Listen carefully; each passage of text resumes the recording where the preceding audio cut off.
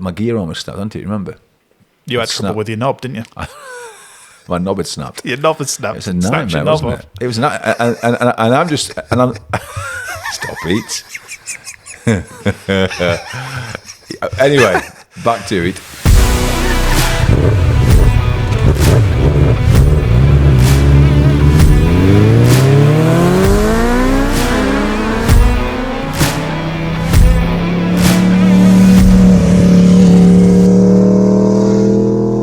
All right, Malc. You're Pandy, you're all right, mate? Yeah, no, I'm not too bad. Not too bad. Can I just say, Yeah. that intro is absolutely amazing. Hey, thank you very much. That's I love it. royalty-free music there. Yeah. That was great. There's a wonderful. You can go online. You can get royalty-free music. All right. Literally, and then you just stitch it together with some noise of bikes. I did want it to be our bikes. I actually was going to say that's not your bike, is it? It's not my bike. No, it's sounds generic sounds I found online. But maybe when I actually do get my bike out, when I'm feeling healthy enough to ride, strong enough to ride again, yeah, we can actually do a little. But I just wonder if our bikes would sound that good. But it sound very good. Well, you got a fruity can, haven't you? Yeah, go on. Yeah, your KTM does it, doesn't it? It does, but it doesn't sound as good as a Tiger, if I'm honest with you. It really doesn't. If do I you could know what? afford, I would have a new exhaust, but I can't afford, so I'm going to have to wait. Anyway. Well, that's not a bad little segue into what we actually wanted to talk about this week. True that. Actually. So, welcome to episode 2. Thank you for sticking around and giving us another crack at the whip, as Absolutely. it were. Well, can I be honest with you? We're staying anyway. We are. Yeah. Is that arrogant? No. It's just how it is. No, isn't it? no, It's no. arrogant. It's not arrogant. It's just we got willpower, man. the internet is just such that you can throw it against the wall and Yeah. Be good, wouldn't it? Yeah. That's no problem. it's like a nice little sounding board. Sorry, you were saying I interrupted you. No. I was just going to say welcome to episode 2. Yes. Thanks for sticking around and listening to us ramble on about whatever. We are talking today about things, possessions, and what makes us happy. Yeah, I've put in my kind of dodgy language, does stuff make us happy? Yeah, does stuff make us happy? And when we say stuff, we mean we're talking specifically about physical things. Yeah, we in are. life, Yes. but not necessarily, not exclusively physical things. No. No. But I think more for this context, we're meaning sort of stuff you own, stuff you. Yeah. And let's be honest about it, being bikers, I suppose, certainly the stuff that I think about that I hold quite dearly, that could be taken, if anybody who I know and love hears that, they might take it the wrong way. But you know what I mean? The physical things, the nuts and bolts, bikes for me, I suppose, is a biggie. Yeah. Well, I mean, we're bikers, obviously. Yeah. And our motorcycles are very important to us. Yes. It was something that I never really experienced until I got one. Yeah. The sudden kind of feeling and caring for this machine that's, it's ultimately, it is just a machine, isn't it? It can, if it breaks, you can replace it. Yeah. As expensive as that is, you can still replace it. It's true. It's true. Unless you've got something like ultra rare or ultra. Yeah, if you've got a classic or something that you've, spent ultra customized. They do exist, and they cost many. They're very rare and very expensive. But we, average Joes like us, we don't have those. We just have regular bikes that we do. Yeah, we do. But they have this commanding, there's this bond you form with them.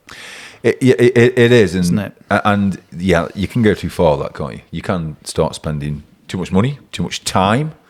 You can be on your mind all the time. Your bike can. I've certainly experienced that. Me too. And still do sometimes, to be honest with you. And it takes me away from things that, I don't think are more important actually. Yeah. But still, I would say, when I first got a bike, it became as an obsession. Yes. Riding it, yeah, enjoying it. I think it was just because it was so new to me, and I found something that I truly enjoyed.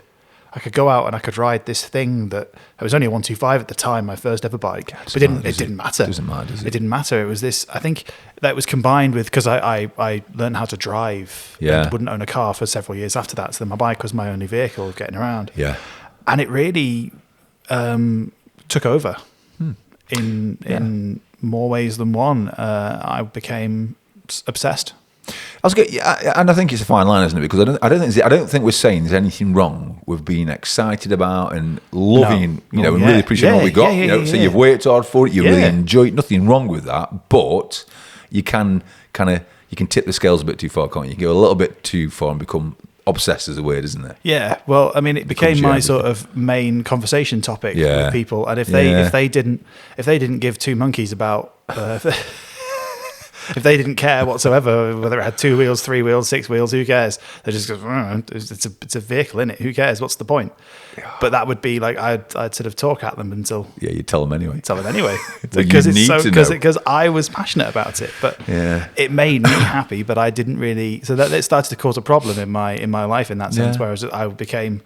Like, it would be all I would ever talk about. Oh, I went here on my bike or did this. And I think, I think it can go from being something that is brilliant, actually, and something that, it's an interest and that's a good thing and, and it makes you happy and it fulfills you to some point. But then it can kind of turn on you, can't it? Yeah. Do you know what I'm saying? Yeah. It can get to a point where you're that obsessed with it that actually... somebody says something against it or somebody's not interested in it or something happens to the thing, you actually get, it kind of really affects you. People listening to this will be put in a situation where we damage a thing or sort of thing gets damaged that's very important to us, and it really is, it's a big deal. Plays in your mind, doesn't it? Have you had that where it really, something happens and you try and pretend it doesn't really matter, but actually... in the back of your mind, it's always there, and all you want to do is make it right. And you're kind of thinking, how did it happen? How did it happen? I wish it hadn't happened. Almost wishing it hadn't, obviously. But it affects you, doesn't it? Yeah, of course. It takes your mind off it. I mean, I tell you, when I first got I hadn't ridden for years. As you know, I had a real long gap. 4 years ago now, my wife, bless her, said, you can have a bike. Ordered a bike. It arrived, which was great. But then, actually... I had it, and I was obsessed about, it was like I was a new rider again. I had to learn again. And I dropped it a couple of times, kind of, and I can't tell you how,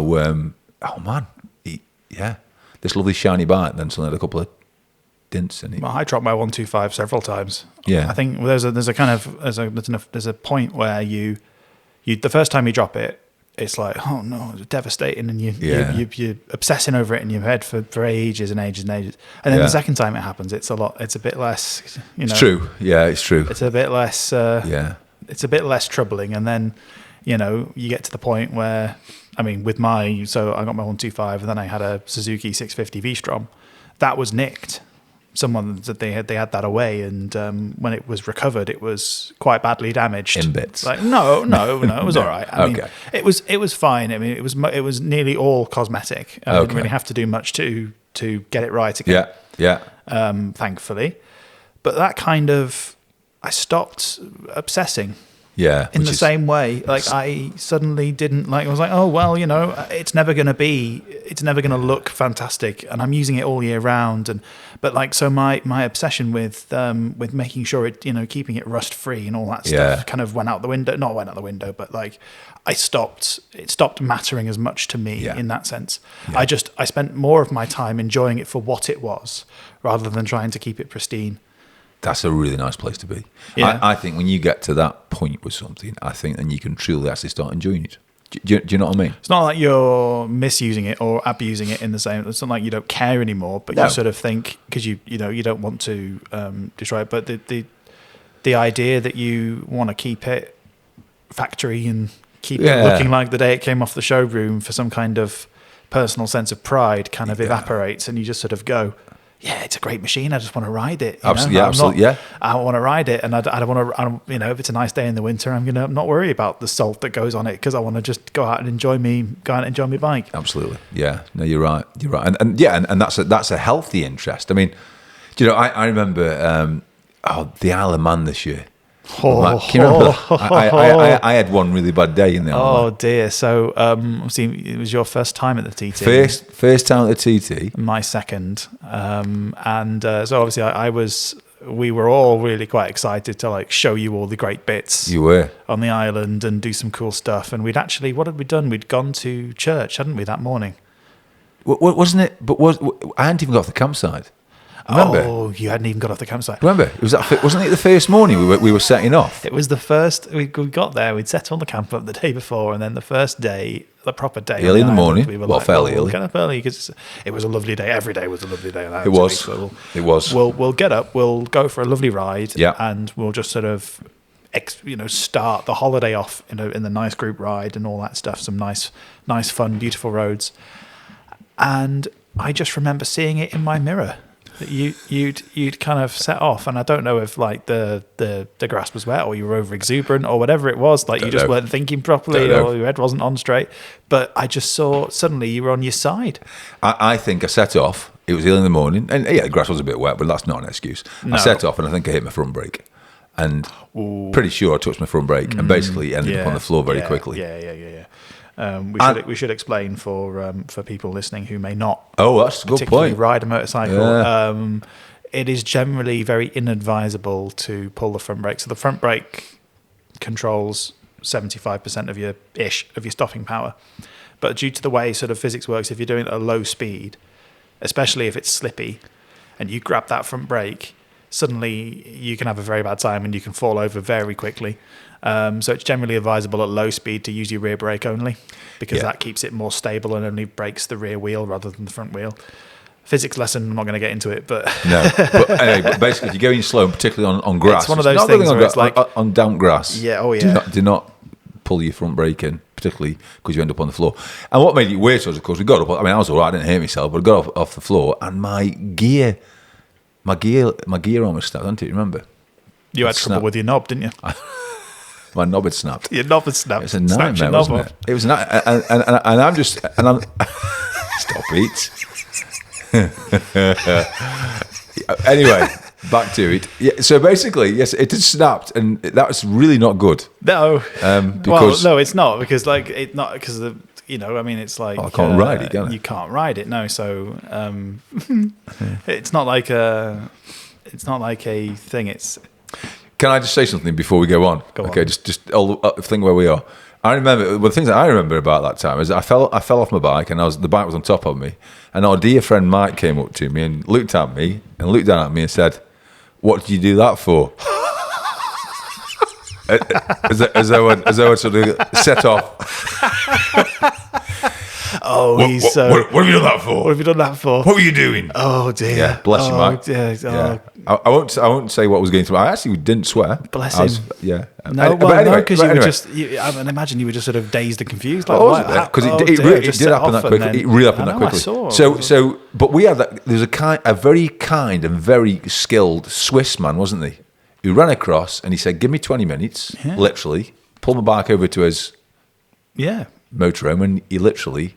Oh, I mean, the Isle of Man is just during the TT. It's people come from all over the world, mostly continental Europe, because it's quite difficult to get to it from other places. But most people either drive their own vehicles from continental Europe, and because camping's really all you can, unless you're super wealthy and you can and like book it so far in advance. You can't get a hotel to save your life. No. So camping is the way to go. So you're on a campsite and you're just surrounded by people from all tribes and nations. And there was this Swiss bloke, like just next to us, and he saw what happened and sort of ran over and said, "Oh yeah, give me 20 minutes, and he'll fix it." And he'd made you a makeshift. Which, to be honest with you, which I didn't change for months. I come home and I kept, because I actually really I got used to it. Yeah, it was a little bit shorter, wasn't it? A bit shorter, but actually after I got used to it, and I quite like the fact that this is like a bit of a war wound. Do you know what I mean? Yeah, I liked it. I know. And it worked really well. I mean, I did replace it, but that. So that was in the morning. Remember. We get to church. Yeah. That was all good. It was good. And then we set off again and we go to pull up to another place to have lunch or something, weren't we? That's right. And I dropped my bike again. Yes, you did. I had a really bad day. You were already having a bad day. I was having a very bad day. I remember watching that happen. I didn't see the first one directly. What I saw was I didn't see the first one. I sort of looked one time in my mirror and saw you about to set off, and then sort of looked away, and then looked again, and then saw you on the side. But I saw the second one happen, not good. It was not good. That was gravel that time, wasn't it? Yeah, but you know what? Do you know what it was, don't you? And this is the honest truth. I didn't take my brake that time. But what it was, I think actually coming up my back had shaken me and I didn't realise. Do you know what I mean? Yeah. So I pulled off around that corner, a bit of gravel. I saw the gravel and I kind of transfixed on it and just didn't ride like I normally would. Yeah, I get you. And if I'm honest... No, I know. Just confidence had gone. You have a wobble and then that's... It wobbles you. And it wobbles you. It wobbles you and it continues to wobble and I wobbled off. You did. Anyway. You wobbled off. And then, shortly afterwards, the same Mike that he dropped his bike as well. I remember. Yeah. It was a good day, wasn't it, that? It wasn't, because I had to go and find it.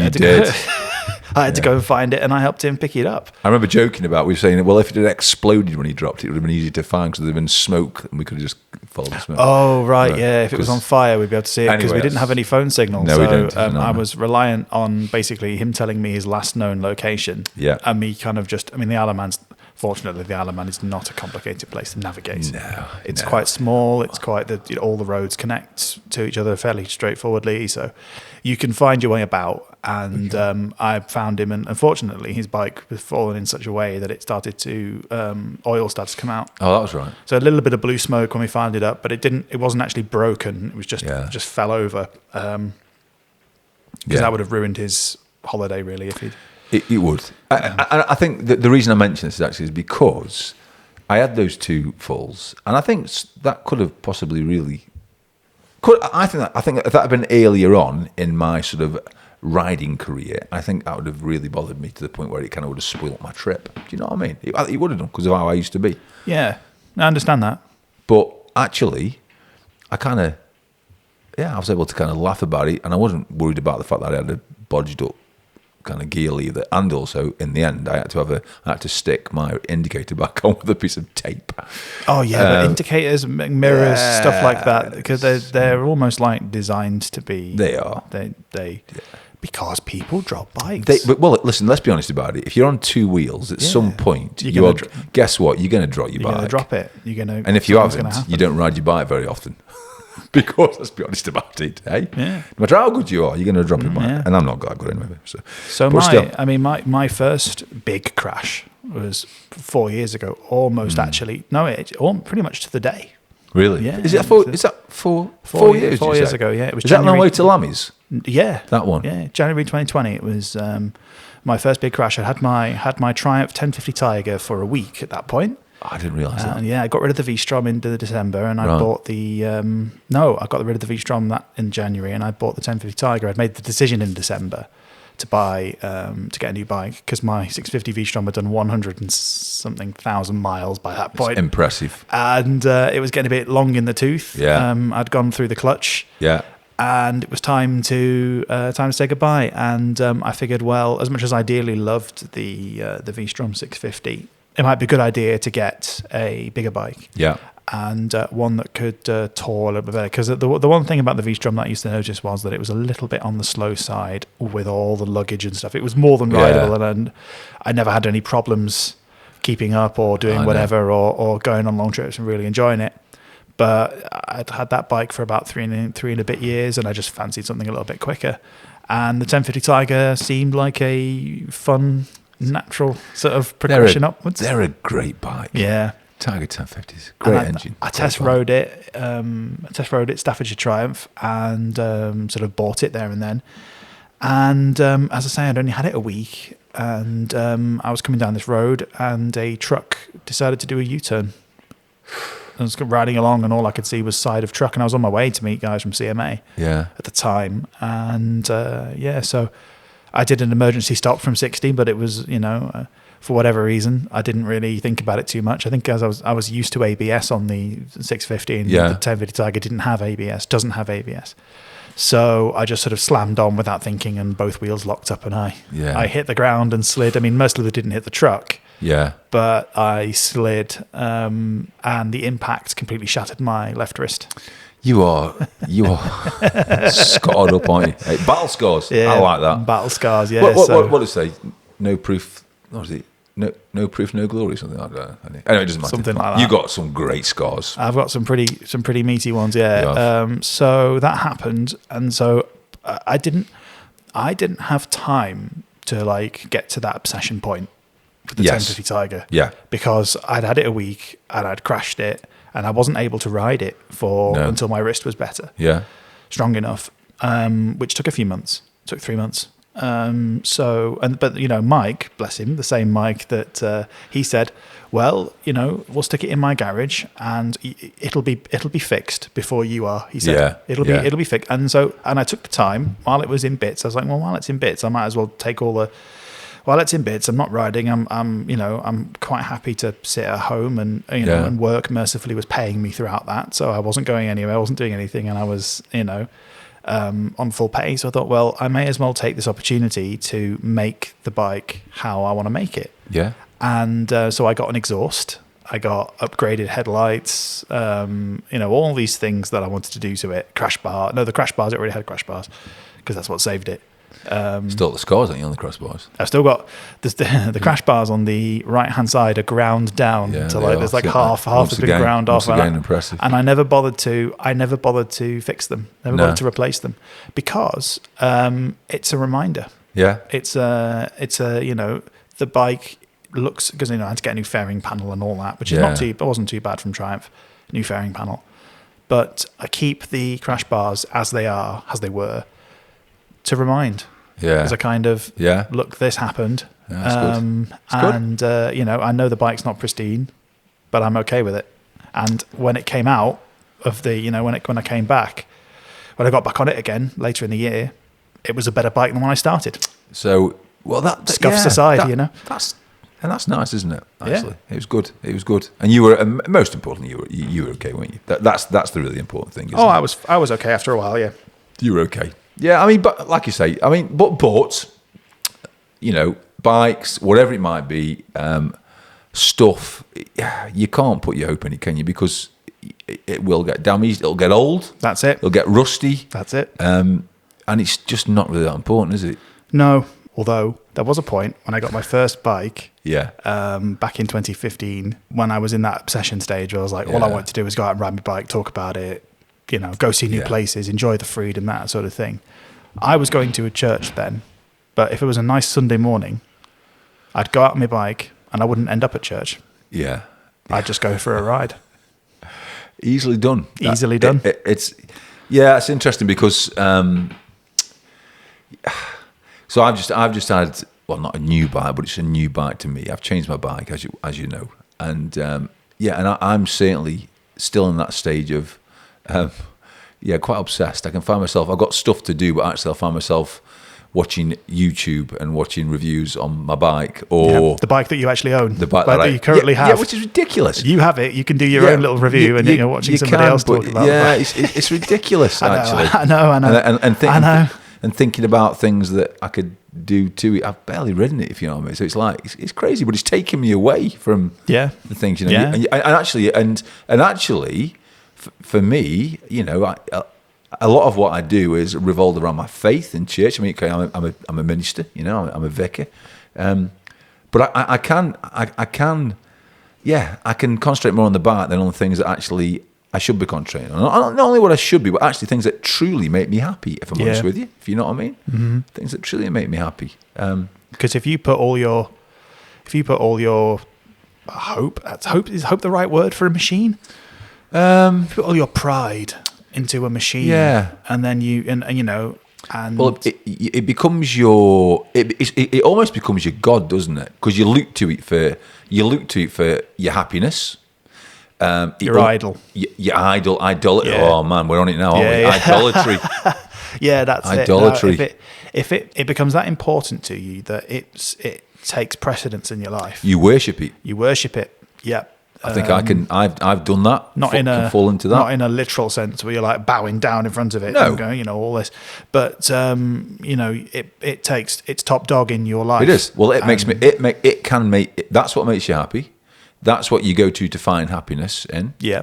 You obsess on it as far as, you want to make sure that you put that first, you put front and centre. And that was me. Yeah. And it's certainly been me in the past. Yeah. No doubt about it. Because ultimately that is a barrier between you and God. It is, yeah. You're focusing on that thing so much that you've taken your eyes off Jesus. Yeah, the person who should be at the front of your life, who you should look to find your joy and your identity and your happiness. You take your eyes off that and look to something else, which actually, and the something else is temporary. It won't last.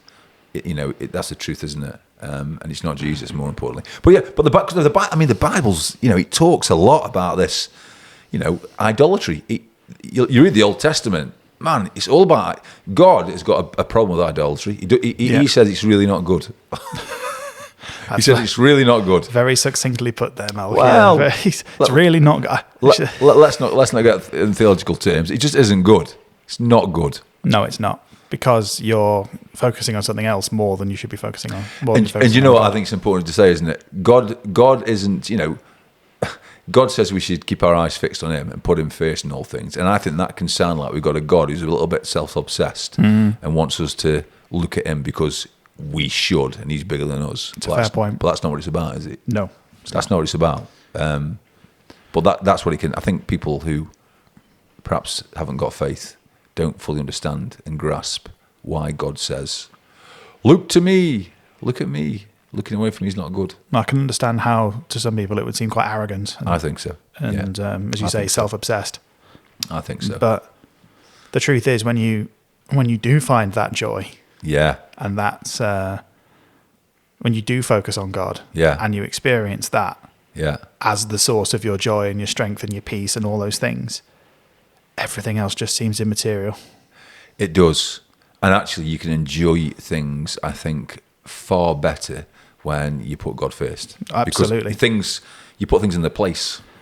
Yes, you put things in the right order. Absolutely, and then it sort of comes back kind of full circle because the Christian Motorcycle Association and Bikers Church combines the two of those combines the two things. Wonderful, serving God and riding bikes. Absolutely. And the CMA in that sense was my kind of big realignment on that score because I could do the thing that I love doing, probably at that point, probably most of all in my life. Yeah.